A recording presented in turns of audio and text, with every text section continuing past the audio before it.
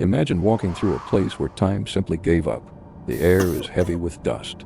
The walls whisper names no one remembers. And then, across a cracked wall, you see something written just for you. We tried to warn them. What if these aren't echoes of the past, but deliberate whispers left for someone who would listen? Hidden deep in the forests of Willow Creek, Oregon lies a building long forgotten by time. Locals call it the Orphanage That Watches Back. Officially, it closed in 1962 due to unsafe conditions. But those who lived nearby remember something else. A night of screams, sudden evacuation, and lights in the sky that no one could explain. For decades, the building slept. Until recently, a team of explorers entered its halls and found messages carved, painted, and burned into the walls. Words that shouldn't exist, and a pattern that once decoded pointed straight back to the dead. The evidence we found changed everything. At first glance, it was graffiti, random phrases, scattered letters. But one phrase appeared again and again. They still hear us. A Reddit user named ShadowDecoder ran the symbols through an AI-based visual analyzer, and what came out was chilling. Coordinates. Coordinates that led back to a mass grave behind the orphanage. Buried beneath the soil were dozens of small stones, unmarked, unnamed. Some arranged in spirals just like the symbols on the walls.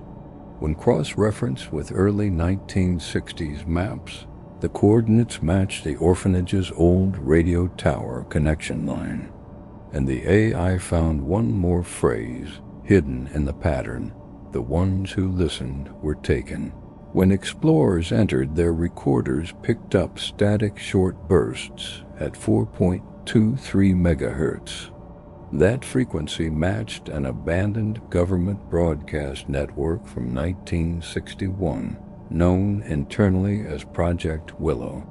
Declassified fragments mention behavioral experiments involving orphans, though all names and test results were destroyed in a 1973 fire, the same year the radio tower went offline.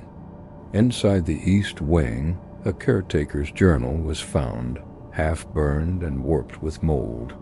The last entry reads, "They talk to the radio at night. The voices are not mine. The wires spelled my name." The handwriting on the walls didn't match the children's files. It was written by an adult who vanished weeks before the final evacuation. And yet, new messages keep appearing, fresh paint, new handwriting on surfaces untouched for decades. 2 weeks ago, a new one appeared beneath a broken window. "We are still here." The silence feeds them. Forensics confirmed the paint was still wet, but there were no footprints, no tire tracks, just the message.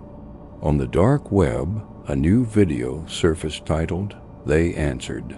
The same corridor, the same handwriting, but the symbols had changed, rearranged to form a warning. "Stop decoding. It listens too." An hour later, the uploader's account vanished. So did the file.